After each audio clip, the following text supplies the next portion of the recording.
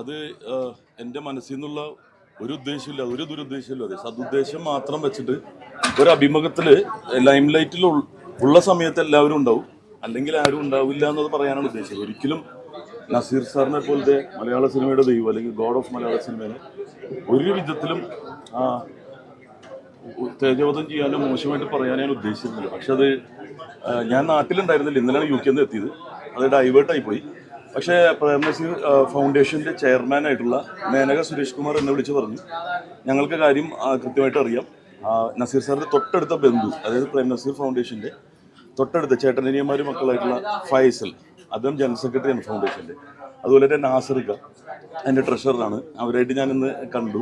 അപ്പോൾ അവർക്കും മനസ്സിലായി കാര്യം വിഷമിക്കൊന്നും വേണ്ട, നിങ്ങളുടെ ഉദ്ദേശം അതായിരുന്നില്ല എന്നുള്ളത് മനസ്സിലായി. പക്ഷെ അത് ഡൈവേർട്ടായി പോയി. അപ്പോൾ അതിന് വേദനയുള്ളവർക്കല്ല, അല്ലാത്തവർക്കും, എൻ്റെ അമ്മ ഉൾപ്പെടെയുള്ളവർ ചോദിച്ചു, നീ എന്താ? ഞാൻ പറഞ്ഞ അതല്ല, തെറ്റായിട്ട് അതിൽ നിന്നുള്ള, അതായത് ഞാൻ ഗുരുസ്ഥാനത്ത് കാണുന്ന ചില സീനിയേഴ്സ് നമുക്ക് ഇവരായിട്ടുള്ള അഭിനയിക്കാനുള്ള ഭാഗ്യം കിട്ടിയിട്ടില്ല. നസീർ സാറിൻ്റെ ഒപ്പവും മധു സാറിൻ്റെ ഒപ്പവും അതുപോലെ തന്നെ സത്യം മാസ്റ്ററിൻ്റെ ഒപ്പം അഭിനയിക്കാനുള്ള ഭാഗ്യം കിട്ടില്ല. പക്ഷെ മധു സാറിൻ്റെ വീട്ടിൽ നമ്മൾ ഒരുമിച്ച് പോകാറുണ്ട്.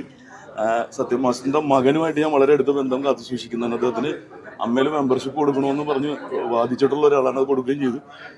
അതുപോലെ തന്നെ നസീർ സാറിൻ്റെ മകൻ ഷാനവാസിക്കായിട്ട് നല്ല ബന്ധമാണ്. പക്ഷെ ഇത് എന്തോ ഒരു അപകടം പറ്റിയതുപോലെ എൻ്റെ ടങ് സ്ലിപ്പ് തന്നെയാണ്.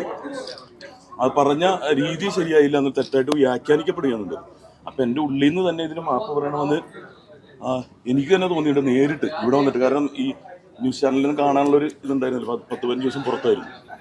സുരേഷ് ചേട്ടനും അതുപോലെ തന്നെ ഫൗണ്ടേഷൻ്റെ ഫൈസലിക്കയും നാസറിക്കയും ഞങ്ങൾ ഇന്ന് ഒരുമിച്ച് കൂടി മാപ്പ് ഞാൻ എഴുതി കൊടുക്കുന്ന രീതിയിൽ തന്നെ അവർക്ക് കൊടുക്കുകയും, അവിടെ ഞാൻ ജനറൽ ടീമിലായിരുന്നു, അവിടെ വെച്ച് എൻ്റെ ബൈറ്റ് എടുക്കുകയും, പിന്നെ നിങ്ങളെ നേരിട്ട് കണ്ട് പറയണം. അതായത് ഇഷ്ടപ്പെടുന്ന ഒരുപാട് പേരുണ്ട്, അവർക്ക് വേദനിച്ചിട്ടുണ്ടോ, ഞാൻ ചിന്തിക്കാത്തൊരു കാര്യമാണ് സംഭവിച്ചത്.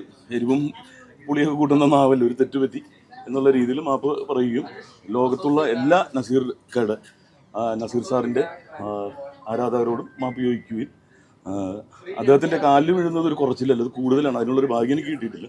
അതുകൊണ്ട് ആ ഒരു തെറ്റിദ്ധാരണ മാറണമെന്ന്, ആ ഒരു വിവാദം അവസാനിച്ചതായിട്ട് കൈ തന്ന് ഫൗണ്ടേഷനും പിരിക്കുകയാണ് ഉണ്ടായത്. അപ്പോൾ എല്ലാവരോടും ക്ഷമ ചോദിക്കുന്നു. നസീർ സാറിന് ഇഷ്ടമുള്ള അത് നമ്മൾ പറയുന്നതിൻ്റെ സതുദ്ദേശമല്ല വന്നത്. അതിനു മുമ്പ് ഞാൻ പറയാൻ ഉദ്ദേശിച്ചത് ഇപ്പം മെർലിൻ മൺട്രോ എന്ന് പറഞ്ഞൊരു നടിയുടെ കൃത്യമായിട്ട് അവരുടെ കാര്യങ്ങൾ ഞാൻ കേൾക്കാറുണ്ട്. കാരണം അത് നമുക്കൊരു ഗുണപാഠമാണ്. അപ്പം ആ ഉദ്ദേശമാണ് ഉദ്ദേശിച്ചത്. പക്ഷെ ഒരിക്കലും നസീർ സാറിനെ പോലെ ഒരാളെ അങ്ങനെ പറയാൻ ഞാൻ യോഗ്യനുമല്ല. പക്ഷെ അങ്ങനെ തെറ്റിദ്ധാരണ ഉണ്ടായതിൽ എനിക്ക് വളരെയധികം വിഷമമുണ്ട്. അതുകൊണ്ട് തന്നെയാണ് ഫൗണ്ടേഷൻ്റെ ആൾക്കാർ, അത് സുരേഷ് ഏട്ടൻ എന്ന് പറഞ്ഞാൽ എൻ്റെ ബ്രദറിനെ പോലെയാണ് മേനക സുരേഷ് ഏട്ടൻ. ഏതൊരു പ്രശ്നം വരുമ്പോഴും എൻ്റെ കൂടെ നിൽക്കുകയും, അല്ലാതെ വ്യക്തിപരമായിട്ടുള്ള കാര്യങ്ങൾക്കും ആദ്യ സിനിമയിൽ ചാൻസ് ചോദിച്ചു ചെല്ലുന്നത് സുരേഷ് ഏട്ടൻ്റെ ഒപ്പമാണ്. എനിക്ക് ഏഷ്യാനെറ്റ് സപ്പോർട്ടിങ് ആക്ടർ അവാർഡ് കിട്ടിയപ്പോൾ തന്നത് അദ്ദേഹമായിരുന്നു. അദ്ദേഹത്തോട് ഇമോഷണലായിട്ടൊരു അറ്റാച്ച്മെൻ്റ് ഉള്ള ഒരാളാണ്. അപ്പോൾ അദ്ദേഹം ഇടപെട്ടിട്ട് ഒന്നും പേടിക്കേണ്ട, എല്ലാം. കാരണം വളരെ സ്വീറ്റായിട്ടാണ് നസീർ സാറിൻ്റെ തൊട്ടടുത്ത ബന്ധു, ചേട്ടനിമാരും മക്കളുള്ള ഒരാളായ ഫൈസലിക്ക് എന്നോട് പെരുമാറിയതും. അതായത് അവർ പറഞ്ഞു, ഞങ്ങളിതൊക്കെ പഠിച്ചത് നസീർ സാറിൽ നിന്നുമാണ്, ആ മര്യാദകൾ പഠിച്ചത്. ചീത്ത പറയുന്നവരെ നിങ്ങൾ വിട്ടേക്ക്, ഞങ്ങൾ പഠിച്ചിട്ടുള്ളത് നന്നായിട്ട് പെരുമാറുക, സഹായിക്കുക എന്നുള്ളതാണ് എന്ന് പറഞ്ഞു. അപ്പോൾ അതിൽ വിഷമമുണ്ട് എനിക്ക്. തീർച്ചയായിട്ടും ആ ഫൗണ്ടേഷൻ്റെ മെമ്പർഷിപ്പ് എടുക്കണമെന്ന് പറഞ്ഞു. ഞാൻ മെമ്പർ ആവുകയാണ്. അപ്പോൾ ഞാൻ പറയുകയും ചെയ്തു, ഞാനും അൻസിബാസനും ആ ഫൗണ്ടേഷൻ്റെ യഥാർത്ഥത്തിൽ നസീർ ഫൗണ്ടേഷൻ ഒരു ഫാമിലിയൊക്കെ ഉൾപ്പെടുന്ന, മക്കളൊക്കെ ഉൾപ്പെടുന്ന എൻ്റെ മെമ്പറായിട്ട് മാറുകയും ചെയ്തു. പറഞ്ഞവർക്കറിയാം, ഉള്ളിൻ്റെ ഉള്ളിൽ എന്തായാലും അറിയാം.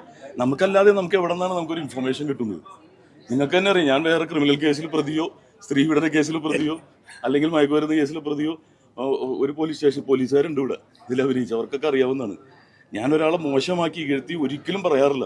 മനസ്സ് വേദനിക്കുന്ന കാര്യം പറയുന്നത് പാപമാണെന്ന് വിശ്വസിക്കുന്ന ഒരാളാണ്. അപ്പോൾ നസീർ സാറിന് ഗോഡ് ഓഫ് മലയാള സിനിമയെ ഞാൻ ഒരിക്കലും പറയില്ല. പക്ഷെ 1-2 പേര് വ്യക്തിവൈരാഗ്യത്തിൻ്റെ പുറത്ത് നമ്മളിങ്ങനെ പറഞ്ഞ് ആക്കാൻ ശ്രമിക്കുകയും, അത് അങ്ങോട്ട് ഒരാൾ പിന്നെ വീണേർന്ന വളഞ്ഞേർന്ന് എല്ലാവരും ആക്രമിക്കുമല്ലോ. അപ്പോൾ അതൊരു ആക്രമണം, ഒരു മേളയായി മാറി. പക്ഷെ ഞാൻ ഇതുവരെയായിട്ടും എന്തൊക്കെ സൈബർ ആക്രമണം ഉണ്ടായാലും ഈ ഫേസ്ബുക്ക് ഡിലീറ്റ് ചെയ്ത് പോവുകയോ ഇൻസ്റ്റ ഡിലീറ്റ് ചെയ്ത് പോകാറില്ല. കമൻറ്റ് ബോക്സ് ഓൺ ചെയ്ത് വെക്കും. കാരണം തെറി പറയാനുള്ളവരൊക്കെ പറഞ്ഞോട്ടെ, പാപം ചെയ്യാത്തവരെല്ലാവരും കല്ലെറിഞ്ഞോട്ടെ, അവരുടെ ദേഷ്യങ്ങളൊക്കെ തീർത്തോട്ടെ. പക്ഷെ ഞാൻ ഒളിച്ചുകൂടില്ല, ഞാൻ ഇവിടെ തന്നെ ഉണ്ടാവും. അതുകൊണ്ടാണ് തിരുവനന്തപുരത്തേക്ക് തന്നെ നേരിട്ട് പോകുന്നത്.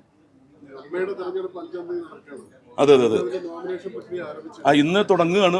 പക്ഷേ ഞങ്ങൾ ഈ 25-ാം ദിവസം പോലീസ് ഡേയുടെ 25-ാം ദിവസം ആയതുകൊണ്ട് ഞാനും അനുസരിക്കും. ഞങ്ങൾ ആഡോ കമ്മിറ്റി മെമ്പേഴ്സാണ്. ഇനിയിപ്പോൾ നോമിനേഷൻ കൊടുക്കേണ്ട ദിവസമായി. എങ്കിൽ ഇത് കഴിഞ്ഞതിന് ശേഷം നമ്മൾ അങ്ങോട്ട് ചെല്ലുന്നതായിരിക്കും. അതിൽ തന്നെ ഇപ്പോൾ ഒരു വിമർശനം ഉയർന്നിരിക്കുന്നു. ഉമ്മയിലും കാവ്യവൽക്കരണം എന്നൊരു തരത്തിലൊരു അതെനിക്ക് അറിയാൻ പറ്റിയില്ല. ഞാൻ ഇന്നലെ എത്തിയിട്ടുള്ളൂ. ഞാൻ അന്വേഷിച്ചത് എന്താണെന്ന് മനസ്സിലായില്ല. പെട്ടെന്നൊരു നിറം, അങ്ങനെ ഒരു നിറവും ഇല്ല അവിടെ. ജാതിയും മതവും രാഷ്ട്രീയവും ഒന്നും ഇല്ലാത്തൊരു സംഘടനയാണ് നമ്മുടെ. അപ്പോൾ അതെന്താണെന്നുള്ള അതിൻ്റെ കൃത്യം കാര്യം മനസ്സിലായിട്ടില്ല. ഞാൻ പറയില്ല, നേരിട്ട് ഇങ്ങോട്ടാണ് വന്നത്. അപ്പോൾ അറിയാവുന്ന ആൾക്കാരാണ് നിങ്ങളെല്ലാവരും. എന്ത് ചകഞ്ഞെടുത്താലും അറിയാതെ സംഭവിക്കുന്നു. അതായത് എഡിറ്റ് ചെയ്തിട്ട് ദയവ് ചെയ്തിട്ട് അതൊരു കഥയാക്കി മാറ്റരുത്. കണ്ടന്റ് മാത്രമായിരിക്കരുത്. നമ്മുടെ സതുദ്ദേശം എന്താണെന്ന് കൂടി അറിഞ്ഞിട്ട് നിങ്ങൾ അത് വ്യാപിപ്പിക്കുക എന്നുള്ളത് മാത്രമേ എനിക്ക് പറയാനുള്ളൂ. All the best. God bless.